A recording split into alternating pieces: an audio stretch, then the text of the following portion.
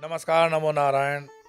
जैसा कि पिछली एकादशी के समय मैंने कहा था कि वर्ष की 25 एकादशियां आएंगी और हमारा प्रयास रहेगा कि ये 2525 एकादशी जब जब आती हैं तो उनके संदर्भ में आप तक वीडियो पहुंचे और ये वीडियो बाकी तो जीवन पर्यंत आपके आर्काइव्स में रहेगा। आप देख सकते हो और इसको सुन भी सकते हो। तो इस बार जो एकादशी आ रही है वो है कामदा एकादशी। कामदा एकादशी आप नाम से ही समझ गए हो कि इसमें क्या महत्व होता है। कामदा एकादशी का एक सबसे बड़ा महत्वपूर्ण जो लाभ है ये है कि अगर कोई आपके पितरों में मानो कि उनकी प्रेत योनि है या राक्षस योनि है तो अपने किए हुए पुण्य का फल उनको दान करने से उनकी सद्गति होती है। कैसे करेंगे, क्या करेंगे, सिंपल एंड बेस्ट कैसे किया जा सकता है, आज उसी पर मैं आपको कुछ बातें बताना चाहता हूँ। वैसे तो एकादशी का मैंने हमेशा बताया कि ये वैज्ञानिक व्रत है, करना चाहिए। क्यों? पिछले एकादशी के वीडियोस को आपने देखा होगा, उसमें मैंने बताया है कि शरीर के अंदर जो जल है उसकी मात्रा और समुद्र के जल की मात्रा, जल का चंद्र से संबंध। तो एकादशी का जो चंद्र होता है उस चंद्र का हमारे शरीर पर और हमारे मन पर बहुत बड़ा गहरा असर होता है। और एकादशी के व्रत की सिस्टम जो मैंने बताई थी कि दशमी की रात से प्रारंभ हो जाएगा, एकादशी पूरा दिन रहेगा और द्वादशी को सुबह सूर्य के बाद उसका पारण होगा। तो 3 दिन तक आप उस चेतना में तैरते रहेंगे कि ये एकादशी वाली ही चेतना है। अपने मन को अंतर्मुखी करने के लिए, मनमुखी नहीं अंतर्मुखी, बहिर्मुखी नहीं अंतर्मुखी, भीतर उतारने के लिए आप किन चीज़ों का सहारा ले सकते हो। अगर आपके पास गुरु मंत्र है तो बहुत बढ़िया है, नहीं तो विष्णु सहस्त्र नाम, विष्णु तत्व की कोई भी पूजा, सबसे उत्तम विष्णु सहस्त्र नाम है। और विष्णु सहस्त्र नाम गीता प्रेस गोरखपुर से तो पुस्तक है ही है, आजकल यूट्यूब वगैरह पे भी शुभ लक्ष्मी जी के भी वाणी में बहुत सुंदर है। आप कहोगे नहीं पढ़ सकते हैं, कोई बात नहीं, सुन लो। सुनने से भी 25-50 बार आपको सुनने से याद पड़ जाता है। आप कहोगे कि इसका जो संस्कृत है तो उसको कैसे पढ़ें, न करने के कई प्रश्न हो सकते हैं। सहस्त्र नाम का मतलब है हजार नाम। आप हजार नाम अगर संस्कृत के याद नहीं कर सकते हो, जो नाम तो बिल्कुल सरल हैं, अपने ही जीवन से जुड़े हुए नाम उसमें कई आ जाते हैं, उसमें आप अनुभव करोगे। व्हाट्सएप के ऊपर आपको अपने ग्रुप के 50-25 नाम तो यूं ही हाथों पे याद रहते हैं। पड़ोस में रहने वाले घरों के नाम याद रहते, तो हजार नाम विष्णु के याद करने में कहां दिक्कत है। अगर हमने ठान लिया है तो सहस्त्र नाम श्लोकों की पद्धति से भी याद रहेगा और सिर्फ नाम के अर्चना करनी है, फूल के साथ अर्चना करनी है कि पीले या लाल चावल के साथ, अक्षत जिसको कहते हैं, उसके साथ अर्चना करनी है, वो भी हो सकता है। एकादशी के दिन तुलसी पूजन होता ही है, तुलसी में दिया वगैरह होता ही है। अच्छा, मान लो कि आप अभी विष्णु सहस्त्र नाम में पारंगत नहीं हो रहे हैं, कोई बात नहीं। गीता के 12वें अध्याय को, गीता के 15वें अध्याय को या गीता के किसी भी अध्याय को उसका पाठ कर सकते हो, देख के पाठ कर सकते हो, सुन के थोड़ा सा प्रयास कर सकते हो। तो अब न करोगे तो कब करोगे? करना चाहिए। साथ साथ में मानो ये भी अगर आपसे नहीं होता है तो भागवत पुराण आपके घर पर है क्या? भागवत पुराण को हिंदी में पढ़ लो, संस्कृत में पढ़ने की आवश्यकता नहीं है। उस संस्कृत का जो ट्रांसलेशन गीता प्रेस गोरखपुर द्वारा दिया गया है, उसी हिंदी ट्रांसलेशन को भागवत के कुछ सिलेक्टेड पढ़ लो। उसमें गोपी गीत वगैरह बहुत सुंदर आते हैं, तो उसका भी पठन पाठन कर सकते हो। कोई भी जो भी आपको अच्छा लगता है उसका करो, लेकिन एकादशी के दिन मन की दशा एक कर लो, एक दशा परमात्मा के साथ जोड़ने की। बस हमारा तो प्रयास यही रहता है कि आप इसमें पूरे रूप से भगवान विष्णु के साथ जुड़ें और भगवान विष्णु के स्वरूपों की, विष्णु के अवतारों की, उसके महात्म्य की गुणगान करते रहें। मैं आज तो आपको कहानी, जो पौराणिक कहानी है वो तो बताऊंगा ही, लेकिन साथ साथ में आज हम एकादशी के दिन विष्णु जी के 10 अवतारों के जो स्तोत्र है, दशा अवतार, उसका पाठ कर लेते हैं। बहुत छोटा, बहुत प्यारा, और 10 अवतारों के नाम आ जाएंगे। अब ये मत कहना कि इसको याद करने में दिक्कत आ रही है या पढ़ने में दिक्कत आ रही है। मैं पहले हिंदी में बता दूं दशा अवतार स्तोत्र के विषय में। पहले स्तोत्र का पहले 4 लाइनों का हिंदी में तर्जुमा है कि जिस वेद में आपका चरित्र भवसागर में नौका के रूप में उपदिष्ट हुआ है, उस वेद को आपने प्रलय की जलराशि में अनायास धारण किया था। हे केशव, हे मत्स्य रूप, हे जगदीश्वर, हे हरि, आपकी जय हो। प्रलय पयोधि जल धृतवानसि वेदम विहित वहित्र चरित्रमखेदम। केशवधृत मीन शरीर, जय जगदीश हरे, जय जगदीश हरे। दूसरे का हिंदी कर में अनुवाद है कि पृथ्वी को धारण करने के कारण आपके सुविशाल पृष्ठ पर जो अति दृढ़ तथा चक्राकार चिन्ह पड़ गया था, उसी में पृथ्वी अवस्थान करती है। हे केशव, हे कच्छप रूप धारण करने वाले, हे जगदीश्वर, हे हरि, आपकी जय हो। क्षितिरति विपुलतरे तव तिष्ठति पृष्ठे, धरणि धरण किण चक्र गरिष्ठे। केशवधृत कच्छप रूप, जय जगदीश हरे, जय जगदीश हरे। तीसरे अवतार को बताते हैं। तीसरा अवतार शुकर रूप आएगा। बताते हैं, चंद्र में कलंक रेखा जिस प्रकार उसके सौंदर्य वर्धक रूप में अवस्थित है, आपके दंताग्र में संलग्न होकर पृथ्वी भी उसी प्रकार अवस्थित है। हे केशव, हे वराह रूप, हे जगदीश्वर, हे हरि, आपकी जय हो।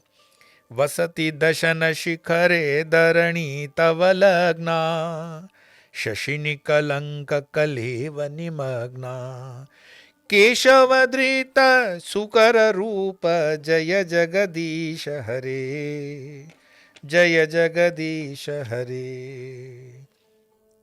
आगे बताते हैं कौन सा धृत नरहरि रूप। नरहरि रूप को बताते हैं कि आपके श्रेष्ठ कर कमलों के अपर्व सतीक्षण अग्रभाग युक्त नखों से हिरण्यकशिपु का देह रूपी ब्रह्मर विदलित हुआ। हे केशव, हे नरसिंह रूप धारण करने वाले, हे जगदीश्वर, हे हरि, आपकी जय हो। तव कर कमल वरे नखमाद्भुत श्रृंग, दलित हिरण्य कशिप तनु भृंगम। केशवधृत नरहरि रूप, जय जगदीश हरे, जय जगदीश हरे। वामन रूप के लिए कहते हैं कि हे अपूर्व वामन, आपके चरण नखों के जल अर्थात पाद डग रूपी गंगावारी से त्रिलोक पवित्र होता है। आप पदक्षेप द्वारा डग भरते हुए त्रिलोक को आवृत करके राजा बलि का बुलावे में डालते हो। हे केशव, हे वामन रूपधारी, हे जगदीश्वर, हे हरि, आपकी जय हो। छलयसि विक्रमणे बलिमाद्भुत वामन, पदनख नीरजनिति जन पावन। केशवधृत वामन रूप, जय जगदीश हरे, जय जगदीश हरे। अब भृगुपति के विषय में छठवां अवतार है कि आप क्षत्रियों के रुद्र रूपी जल से जगत को स्नान कराकर उसके पाप का शालन करते हो एवं संसार का ताप शांत करते हो। हे केशव, हे परशुराम रूप धारण करने वाले, हे जगदीश्वर, हे हरि, आपकी जय हो। क्षत्रिय रुधिरमये जगत पगत पापम, स्नपयसि पयसि शमित भवतापम। केशवधृत भृगुपति रूप, जय जगदीश हरे, जय जगदीश हरे। तो सातवां अवतार भगवान श्री राम विष्णु के अवतार हैं। उनके विषय में स्तोत्र कहते हैं कि आप युद्ध में 10 दिक्पालों के वांछनीय रावण के मस्तक रूपी सुंदर बलि अर्थात उपहार को 10 दिशाओं में वितरित करते हो। हे केशव, हे राम रूप धारण करने वाले, हे जगदीश्वर, हे हरि, आपकी जय हो। वितरसि दिक्षुरणे दिक्पति कमनीयम, दशमुख मौलि बलिम रमणीयम।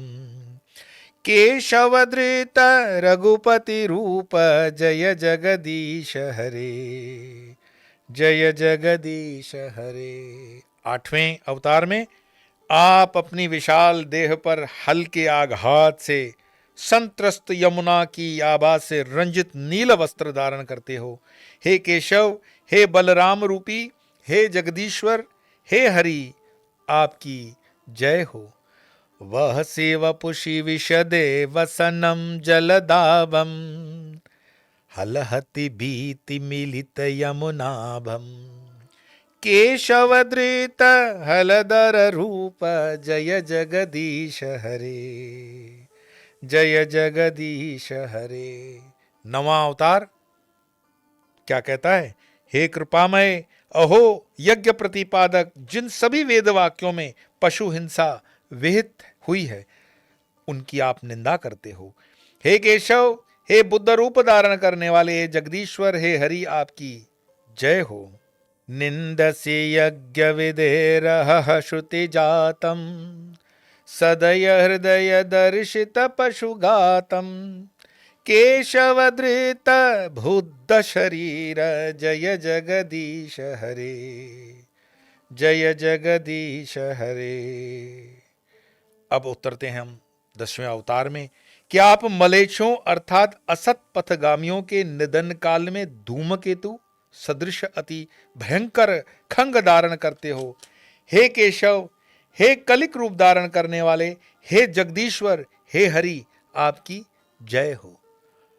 मलेच्छ निवह निधने कलयसि करवालम धूमकेतुमिव किमपि करालम केशवधृत कलिक शरीर जय जगदीश हरे, जय जगदीश हरे। जयदेव इसके लेखक हैं दशावतार स्तोत्र के। तो जयदेव कहते हैं कि आप जयदेव कवि का रचा हुआ यह उदार सुख प्रदायक मंगल विदायक तथा जगत के सार रूपी सत्व को सुनो। हे केशव, हे दशरूप धारण करने वाले, हे जगदीश्वर, हे हरि, आपकी जय हो। यहां कवि खुद कहते हैं कि श्री जयदेव कवेरिदम तदमुदारम शिणु सुखदम शुभदम भवसारम केशवधृत दशविधि रूप जय जगदीश हरे, जय जगदीश हरे। ये दशावतार स्तोत्र में दश भगवान विष्णु के अवतार आ चुके हैं और इन दशों अवतारों को मानो कि आपने इस स्तोत्र रूपी, जो मैं कहूंगा कि पीडीएफ में भी स्तोत्र का लगा दें डिस्क्रिप्शन में, और साथ साथ में हम विष्णु जी की जो स्तुति करते हैं वो कहाँ होती है? रेगुलर स्वामी और धर्म चैनल के ऊपर 2-2 श्लोक गीता के चल रहे हैं। उन गीताओं के श्लोकों को सुनकर के आप गीता में प्रवेश कर सकते हो। बहुत सरल है, बहुत सुंदर है।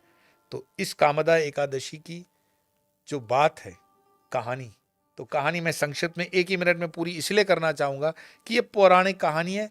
समझने के लिए बात है कि भोगीपुर नामक नगर है, पुंडरीक नामक उसका राजा है, नगर में अप्सरा किन्नर गंधर्वों का वास है, ललित और ललिता नामक गंधर्व पति पत्नी है, प्रेमी युगल है, और गंधर्व ललित जो है वो राजा की दरबार में गाना गाने के लिए है, गायक हैं। एक दिन क्या होता है कि ललित को अपनी ललिता से इतना प्रेम है कि राग गाते गाते राजा के सामने उसको याद आ गई और सुर से बेसुरा हो गया। अक्सर कामनाओं के भीतर तो ऐसा होता ही है। अब जब वो ताल से बिगड़ा तो कर्कट नाम के नाग ने उसको जान लिया कि ताल बिगड़ गई। उसने जाके राजा को बताया कि भाई आपके गायक की तो ताल बिगड़ गई है। राजा को गुस्सा आ गया। राजा ने श्राप दिया कि तुम प्रेत योनि में जाओ। वर्षों तक ललित प्रेत योनि में घूमते रहे और ललिता उसकी प्रेमिका है और वो भी प्रेत योनि में घूम रही है। फिर वो एक दिन श्रृंगी ऋषि के आश्रम के पास पहुंचते हैं। श्रृंगी ऋषि से बात करते हैं कि क्या करें, इस प्रेत योनि से कैसे मुक्ति हो। श्रृंगी ऋषि कहते हैं कि चैत्र शुक्ल की एकादशी का उपवास करो, पूजा करो, जो मैंने आपको पूरा ये बताया, बस आपकी मुक्ति हो जाएगी। आपके पूर्वजों की भी मुक्ति होती है जब आप उसके अर्घ्य देते हो या पुण्य देते हो तो। और इसी तरह से इस पुण्य का कहते हैं, पूरे अनुष्ठान का पुण्य, वाजपेयी यज्ञ का आपको पुण्य जैसा मिलता है। यजुर्वेद के अंदर वाजपेयी यज्ञ का पूरा डिटेलिंग आता है। आज इसको हम बहुत गहरे से नहीं लेंगे।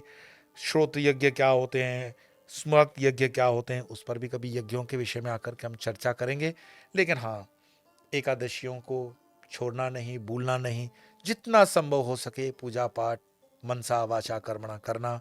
और अपनी इस यात्रा को तो तुम करोगे ही करोगे, आगे भी जो रसिक हैं उन तक पहुंचाना। आज इतना ही, फिर मिलेंगे अगली बार, तब तक के लिए नमो नारायण।